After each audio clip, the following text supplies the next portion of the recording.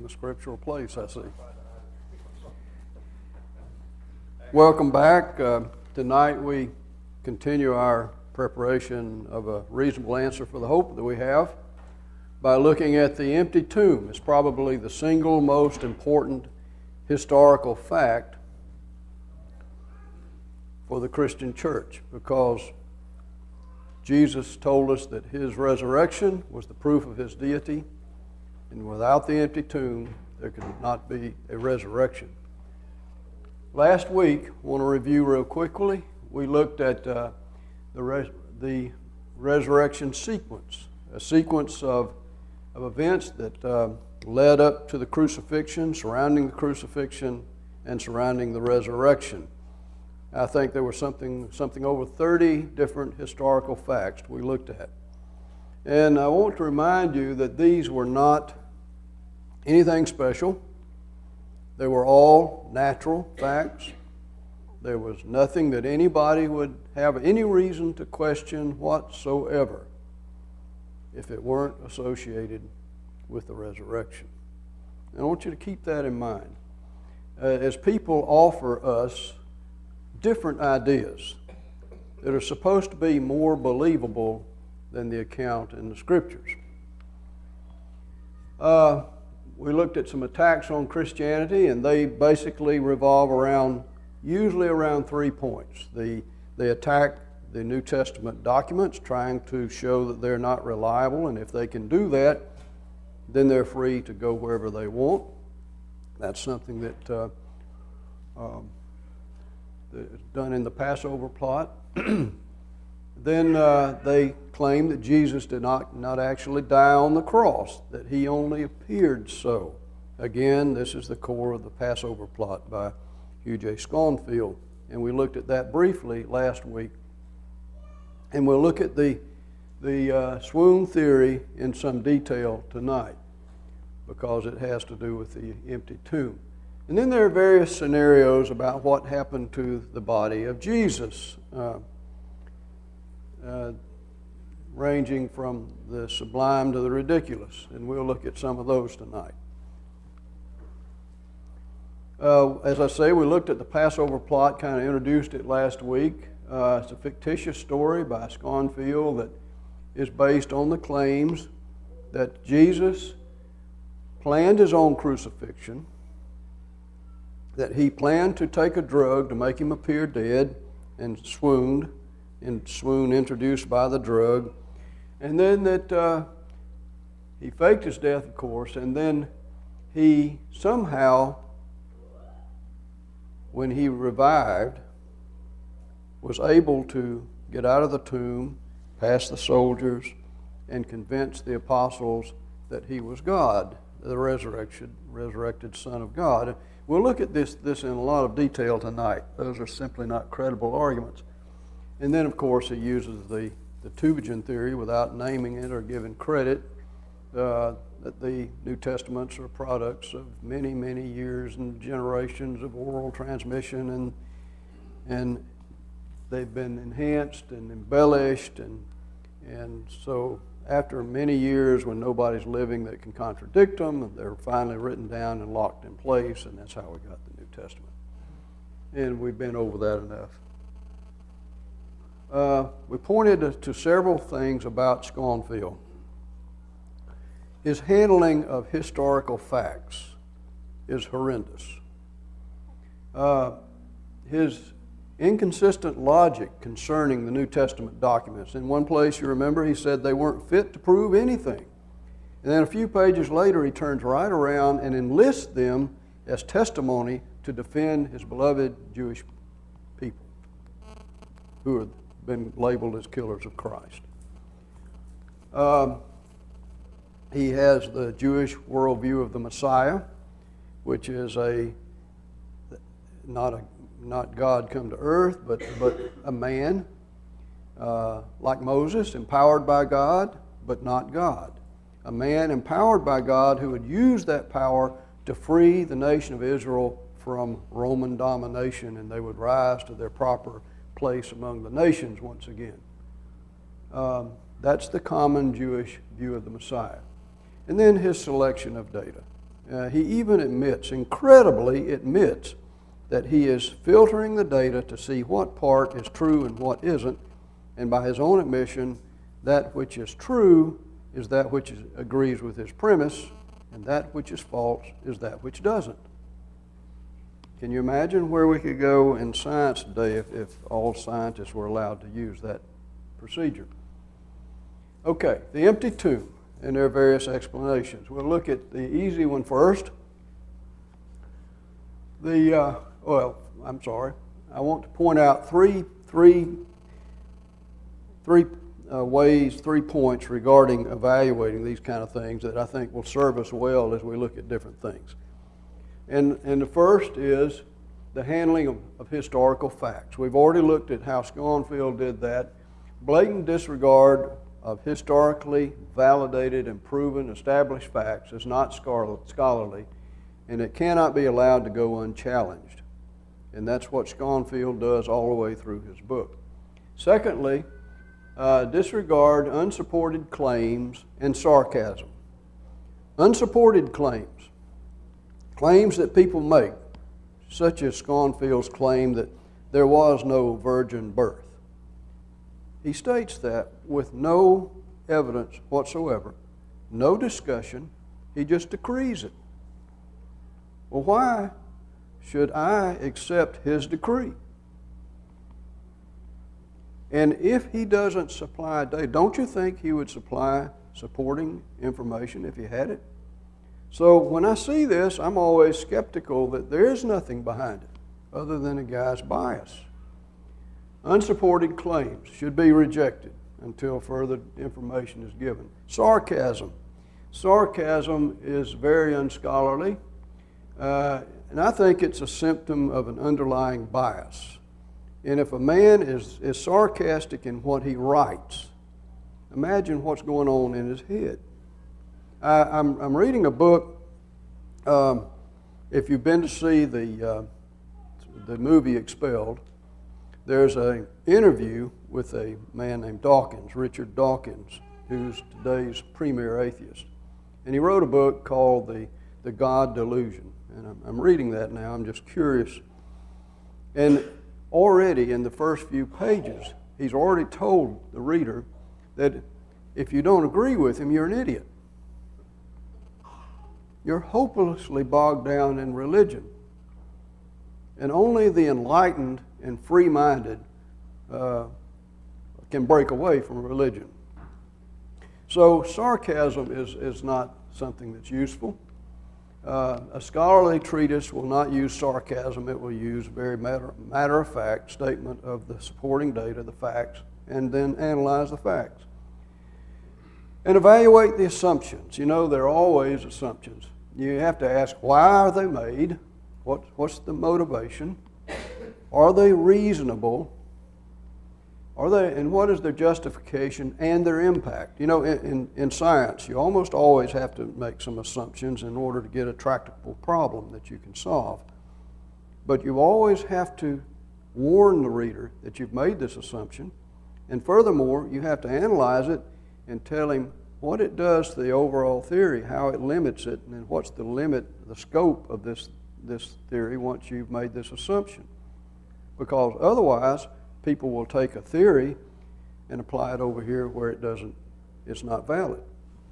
So you always have to do that. And in religious writings and also in evolutionary writings, you run into a lot of emotion, and hardly ever do you see justification and a discussion of the scope and the limitations that your assumptions make.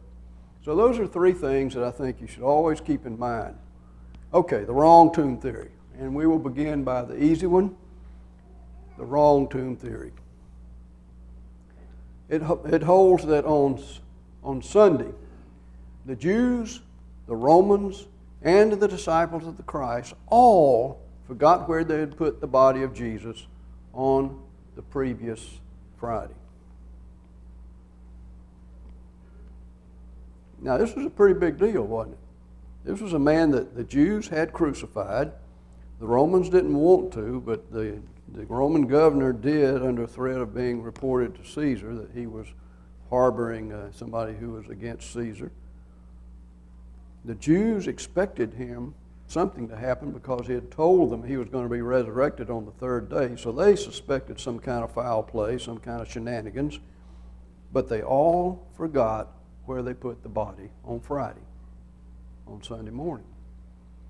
Can't you see them standing around? Well, I thought you knew where it was. Well, what did we read last week about the women that came with Jesus? And I can't remember if it's Luke or Matthew 24. I think it's Matthew. It said they saw where the body was, where the tomb was, and how the body was laid. Well, the wrong tomb theory. In view of the weight of this event and the fact that the burial, Luke 23:55. I wasn't even close. I'm not a chapter verse person. I remember where it is on the page. I guess I'm geometric. In view of the weight and the fact that it was observed, this hypothesis is simply not credible. In fact, it's incredibly silly. The swoon theory. Now, this is the theory of choice of Schoenfield and a lot of people. Let's look at it. It holds that Jesus did not really die on the cross, that he either fainted or was drugged, and that he only appeared dead, and that after being placed in the tomb, he revived and gave the appearance of having been resurrected from the dead. Now, there's a lot that has to go on in between number 2 and number 3 up there, second dot and third dot. And we'll look at some of that. It requires the resolution of several problems. First of all, he had to survive a Roman execution, and that's no small matter. Secondly, he had to recover from this ordeal. And I'll explain what I mean by this later. This is not just a good night's rest. He has to get released from the tomb somehow, has to get out of the tomb, and he has to overcome the guard, which is a Roman guard, and he has to, the final thing, which is most difficult of all, he has to inspire the apostles. Let's look at what this means. Surviving the Roman execution means that he has to fool the execution squad.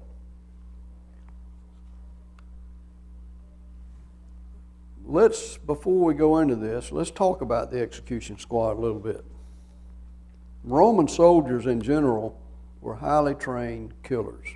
They were very efficient. It's said that the Roman short sword is one of the most efficient killing devices for close fighting ever invented. And what they did is they would simply stab you through the stomach, and the sword was designed so it would go through and sever your spinal cord, and you would be rendered helpless and harmless, and you would die slowly. And they all knew how to do this, among other things. This was an execution squad. So these are really bad Roman soldiers. They're professional executioners. Their life depends on them doing a good job. If somebody got down off the cross, they would pay with their lives. Remember the Philippian jailer. He thought the prisoners had escaped, and these prisoners weren't condemned to death. And he was about to fall on his sword because that would be easier than what he was going to face. You didn't want to be derelict in your duties in the Roman army. These men were executioners, and they were professionals. And keep that in mind all the way through here. He was found dead by the soldiers, by the executioners. They knew what a dead man looked like. They had seen many of them. They had caused many of them. And that is significant that he was found dead. Okay, here we go. His death was ensured by a soldier. So they go up and they're supposed to break the knees of the prisoners so that they can't push themselves up and breathe any longer, and they'll quickly suffocate, and then they'll die, and they can take the bodies down, and the Sabbath will be pure and clean again. Jesus was already dead. They recognized that. They found him dead, it says. But remember, these guys' lives depended on it. So they're not betting. They take a Roman spear, and this is not just a little spearhead. They typically had a piece of metal on the end that was a foot or two long. It had a hook on it, and they rammed it up in his side, and pulled it out. And when they pull it out, the hook jerks all kind of things out. And by the way, again, this is not just a random thrust by a novice. It is a calculated penetration by a professional executioner. He knew exactly what he was doing, knew exactly where to puncture certain organs, and he knew exactly what he was looking for. And so basically, he ripped out his innards. His death was verified by the centurion in Luke 23:47, and it was certified to Pilate before Pilate would release the body to Joseph of Arimathea. So these guys put their neck on the line. They said he was dead. I think that's pretty convincing. Fooling the execution squadron. He had to recover from his ordeal. And I want you to just consider for a moment the extreme abuse he had been under. He was exhausted. Now, he had gotten to Jerusalem something like a week before, thereabouts. And I don't know about you, but you remember your first football game you played in the night before, you probably didn't sleep a wink, right? Or Christmas morning, it seemed like you could never go to sleep when you're a little kid. When big things are coming up, if you're human, you don't get much rest. If Jesus was only a man, he obviously knew what was coming. He had said so. How would he rest during this week? To make matters worse, everywhere he went, he was thronged with crowds. Crowds of his followers hanging on every word he said, and so they were important. And crowds of his enemies who were hanging on every word, looking for something to use to put him to death. That's a lot of pressure. And that went on all week. And then we have let's see, what have I got next? We have the Last Supper, and then they go out in the garden to pray. And after all of this, his disciples, the 12 of them, are so tired. 11, Judas is not there. They're so tired they can't keep their eyes open. He keeps coming to them, wake up, I need your help. And they could not stay awake. They were so exhausted. If they were exhausted, and Jesus was just a man, he had to be doubly exhausted. And because it said he was under tremendous stress. He knelt down and prayed, and the sweat came off of him like drops of blood. He was about to undergo something that we cannot understand. I think we always think that he was sweating because of the upcoming crucifixion. I don't think so. Because the only time he ever cried out was when God turned his back on him, when he took on the sins of the world just before he died, and God turned his back on him. The only time in the whole process he cried out. I think he was under extreme stress because for the first time ever, the Son and the Father would be separated. And like I say, I don't think we can appreciate that.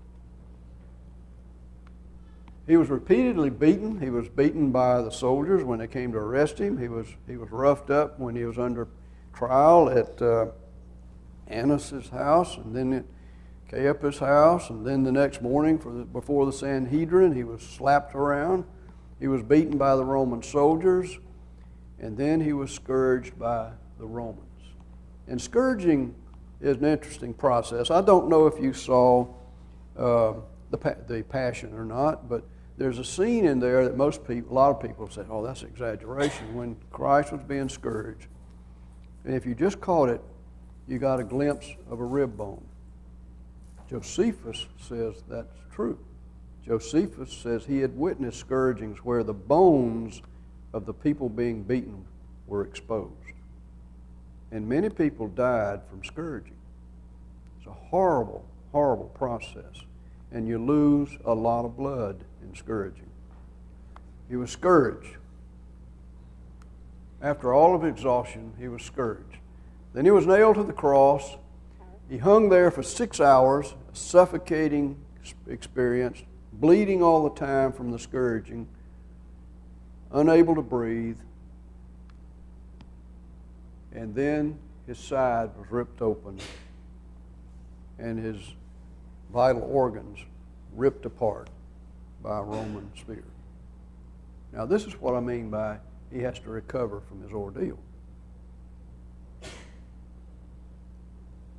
And not just survive, but recover. We'll talk about that more in a minute. Third, he has to get out of the tomb.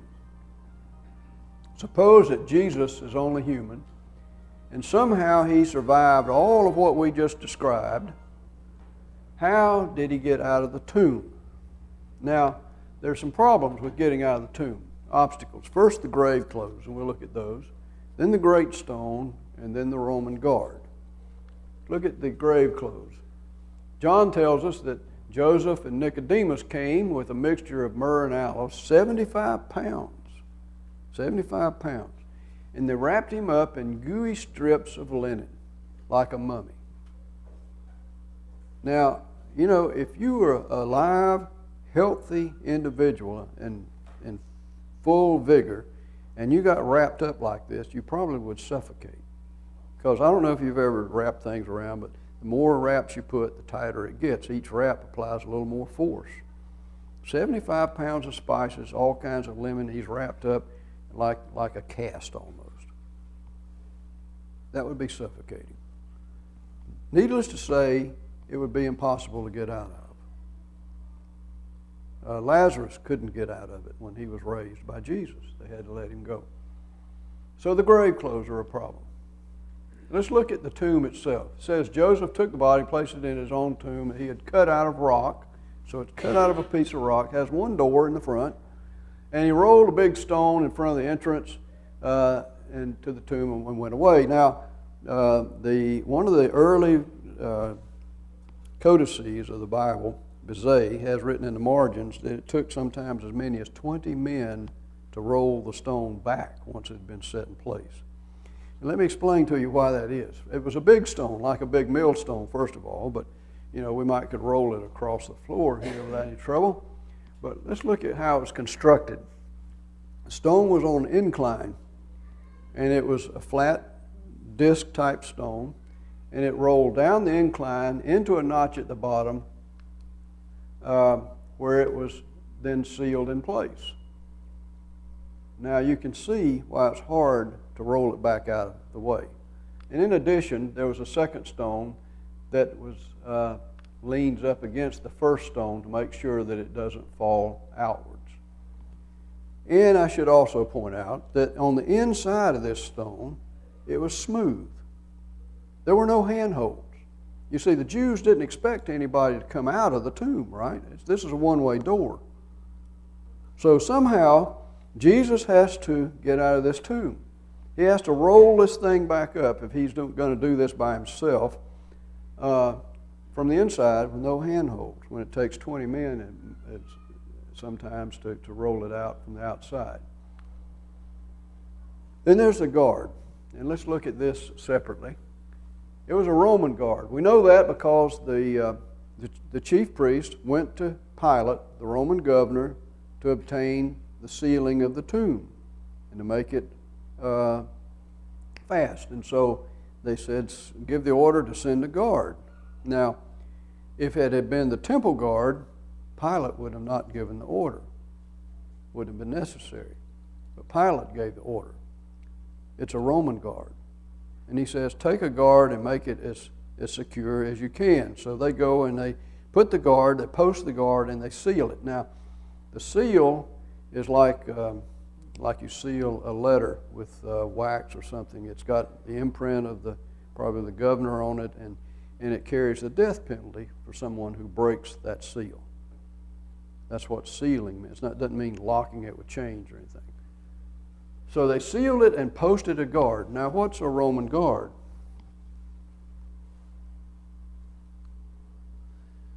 It's not one rent-a-cop, okay? It's 10 or 12 tough, well-trained, mean, bad-smelling Roman soldiers. Well-armed, well-trained. 10 or 12. You know why they had 10 or 12 of them? so that they wouldn't all have to sleep at the same time. There would always be several of them awake. Remember, their lives depend on this, just like the executioners. These guys, let somebody get that body out of the tomb, they're dead men. And so they don't sleep all at the same time. And they're the best trained of all soldiers of their day, best equipped. Well trained, well armed, failure in duty is punishable by death, and the guards would have taken their assignment very, very seriously. So, not only does Jesus have to survive the ordeal, survive being bled dry by the spear thrust, get out of the grave clothes, somehow roll the stone back. Now he's got to whip this one little emaciated Jew, half dead, has got to whip 12 Roman guards. Clearly he couldn't have done it by himself. Let's look at his physical condition. We already talked about how he was exhausted. He was beaten, scourged. He had lost blood. He had been just dry of blood. Hung on the cross for 6 hours. His side had been ripped open and a fatal wound was inflicted by a Roman spear. And then he was wrapped up like a mummy. Now, how do you think he's going to look if the apostles go and try to get him out of the tomb? What are they going to find? Are they going to find something inspirational, you think? His poor physical condition would have been appalling and shocking, not inspiring. And then there's a point. If Jesus is God, as he claimed, and this was supposed to be the proof that he was God, then he didn't need any help, did he? You see, God, who created the universe, who made all the galaxies and the stars and created matter itself and life and brought people back to life and healed all kinds of diseases, he doesn't need any help in this case if he's God. If he's a man, he needs a lot of help. But if he's God, he doesn't. Given that, how convincing would it be for Jesus to claim to be God while lying in pain and agony, emaciated, weak, anemic, drugged, drifting in and out of consciousness, being nursed back to health by his disciples? Do you think he could pass himself off as the resurrected God? Would you buy that? I wouldn't. I don't think any of us would. The apostles, though, believed that he had been resurrected. The apostles believed he had been resurrected. This is what Will Durant says, who, as we'll see next week, is no Christian. The disciples seem to have been sincerely convinced that he, Jesus, had after his crucifixion been with them in the flesh. Why do you think he says that? Why would a non-Christian historian grant us that he believes that the apostles at least believed they had seen Jesus alive after his death? Because of the way they lived. Think about it. And we'll look at this more detail next week. But these men gave up everything, lived miserably, died horribly. It's not a one-time mistake that they didn't get a chance to take back. At any time during their life, everything could return to normal if they had stopped preaching Jesus. They doggedly refused to stop. So Durant says they evidently really thought they had seen him. Now, he doesn't say they saw him. He says they thought they saw him. But if they just thought they saw him, then you've got to explain, well, what did they see? How did this happen? So, how, if only human, after all the abuse been inflicted, did Jesus appear to the apostles on the third day in such mental and physical vigor and such a command of his situation as to convince them that he was God and they should go out and die for him? It's impossible. Given what he had been through, the way his body was torn up. You see, so it comes down to either it was a deliberate hoax or they really saw something.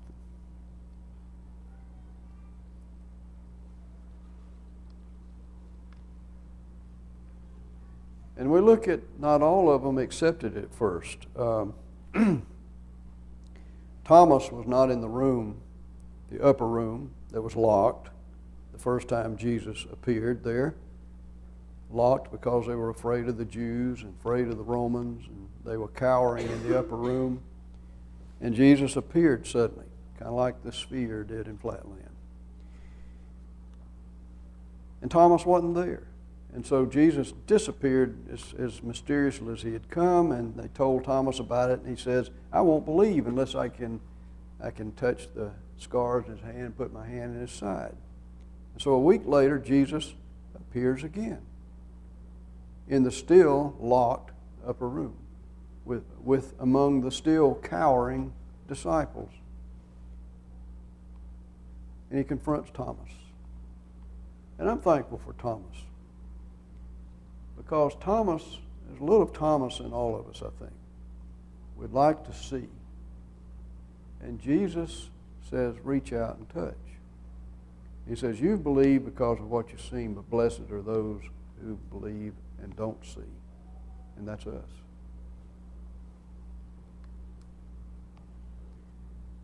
And then finally, the supreme problem of all is the inspiration of the disciples.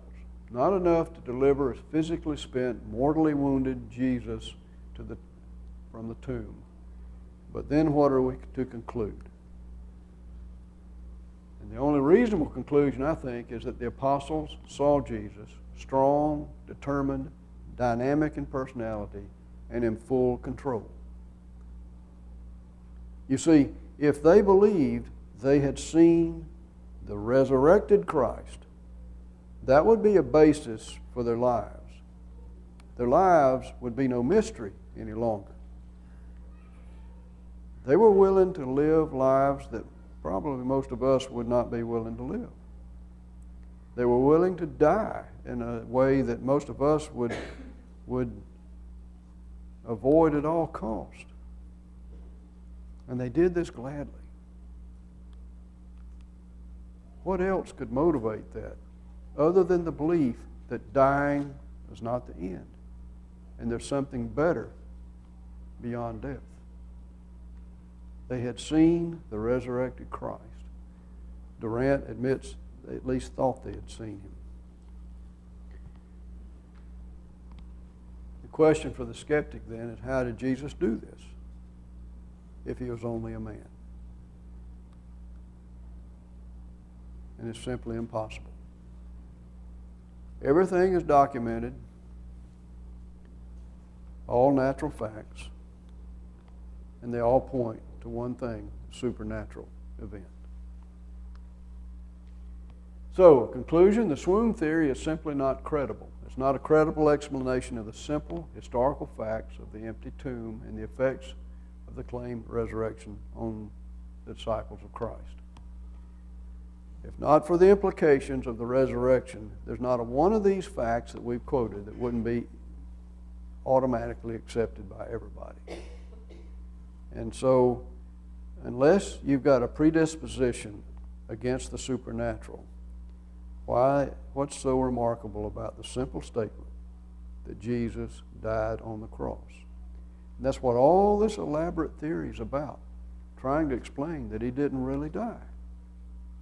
There's absolutely nothing remarkable about the statement, Jesus died on a Roman cross as a result of crucifixion. Thousands of people did that.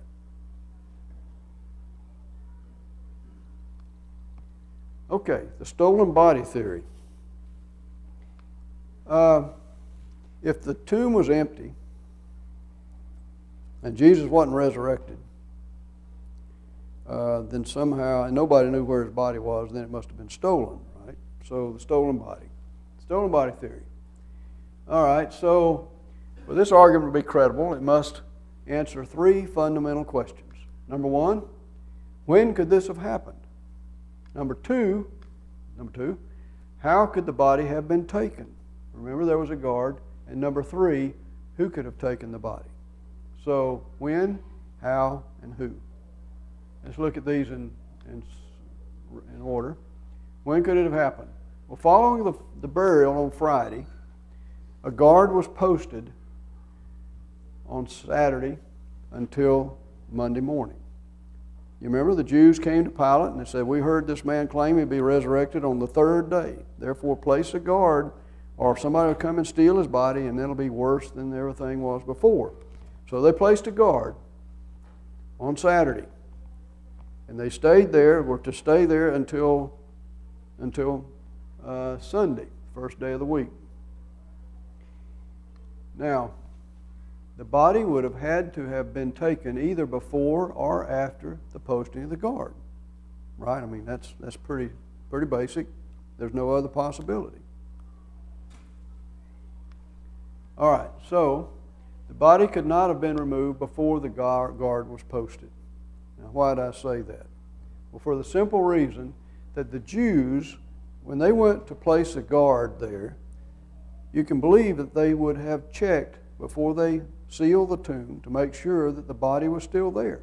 Not to mention that they would have had somebody watching it all the time. It had to be watched 24/7. You can believe that. But in addition, can you imagine going to this trouble, going to the Roman governor and getting a guard and sealing a tomb that might be empty?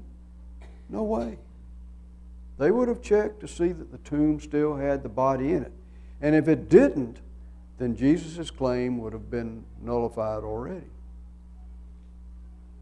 So they would have checked it, because if it was not there, they had everything to gain. Look, somebody's already come and stolen the body before time.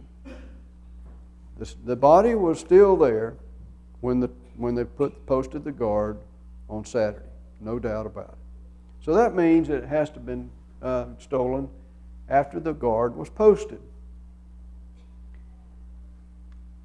Okay. After the guard was posted. So this leaves a possibility of stealing the body after it was posted, and stealing the body after the guard's there has its own set of problems. First of all, how is the guard nullified? Secondly, how could this ever be made to appear a resurrection?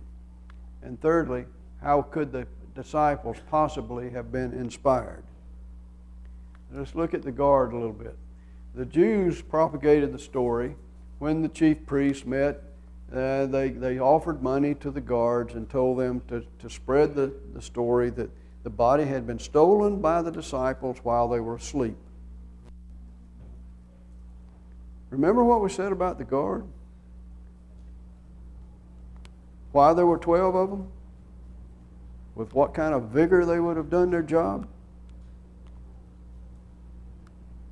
And they said, if this report gets to the governor, because they're Roman guards, and if they were asleep, they're in deep trouble. If it gets to the governor, we will satisfy him and keep you out of trouble. Now, why do you think they would agree to this? Why would they go about spreading this story, which incriminates them? Because these were walking dead men already. The moment that tomb was opened and the body was gone, they were dead men. And they can imagine, they didn't know what to do. And so the chief priest comes and he offers them an out. And no matter how risky, it's the only show in town. And they're going to take it.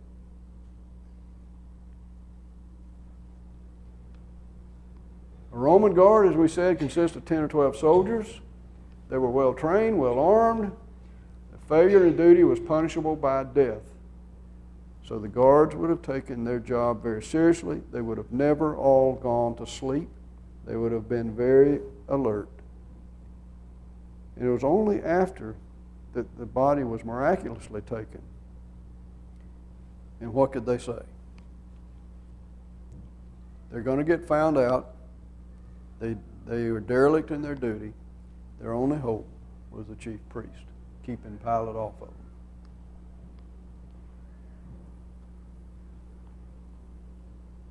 So If this all happened as they say, we would expect to see the result of a scuffle.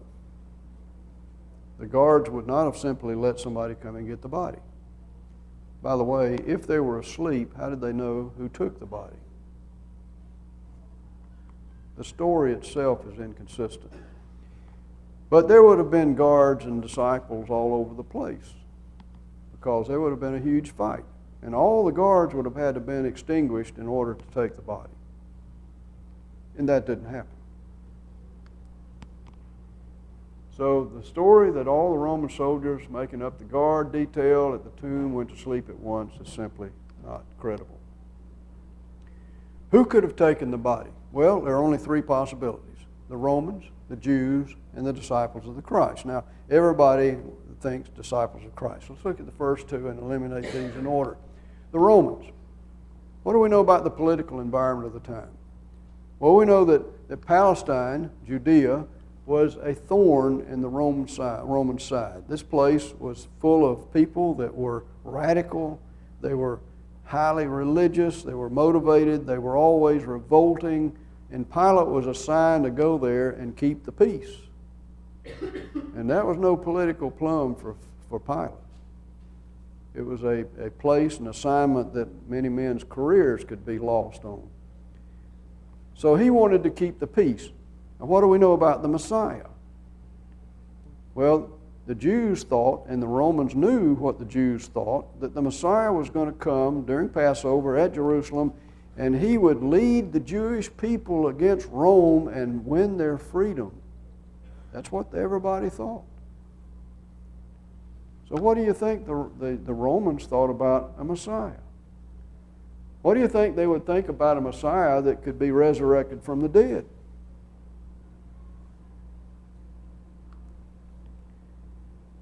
The Passover was the most dangerous time for Pilate, who had to maintain order.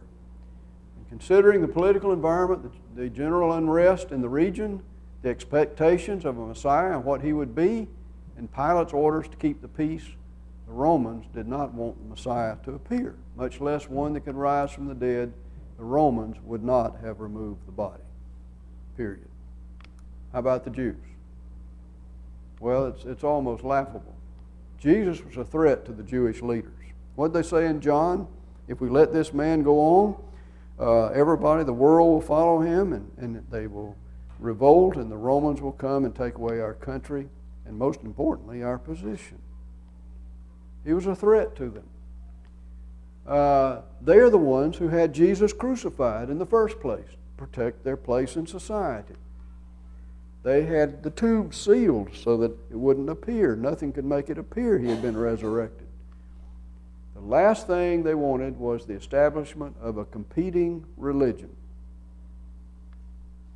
The Jews would not have removed the body of Jesus. And if they did and had it, they would have produced it on Pentecost when Peter got up and said, "This Jesus is resurrected and sitting at God's right hand." How about the disciples of Christ? Now, this is, I guess, the more logical culprit, if you want to think of one. How about the disciples? Well, first of all, understand that Jesus was their leader, their heart, their lives. They gave up everything to follow Jesus. And what were their expectations regarding Jesus? You remember they had arguments? What were the arguments about? Who's going to be first in the kingdom? Who's going to be first? One of them got their mother to come and say, "Would you put one of my sons on your right and one on the left in the kingdom?" They were pulling all the strings they could. Politics. They expected Jesus to bring the Jewish nation back to the peak. And now he's dead. He was their heart and soul, their hope. And with his death went all of their hopes. They were distraught. Gone is the hope for Israel. Gone is their own personal hopes for fame and fortune and position. Gone. They cowered in the upper room, afraid of the Jews, afraid of the Romans, not knowing what to think, what to do, where to go. Just cowering for at least more than a week. And after seeing him, they lived and died willingly for the belief that he had risen from the dead. So, if they stole the body out of the tomb, they knew that Jesus wasn't resurrected. How do you explain their lives? There is no explanation. Men don't die for a hoax, a known hoax. They just don't. What would be to gain? They lost everything. They lost their positions in society. They lost their livelihood. Some of them lost their families. They were run out of town. They were mistreated. They were rejected and ostracized by their people. There was no gain by preaching this resurrected Jesus. No gain whatsoever. They weren't even going to get a national kingdom. They knew that at this time. How could the apostles have been inspired to go out and give their lives propagating the story of God in the flesh for a dead man whose body they had stolen from the tomb? That's very difficult to answer. The disciples could not have lived as they did while knowingly propagating a hoax. And Durant says again, they seem to have been sincerely convinced that he had been among them after his death. The disciples could not have stolen the body.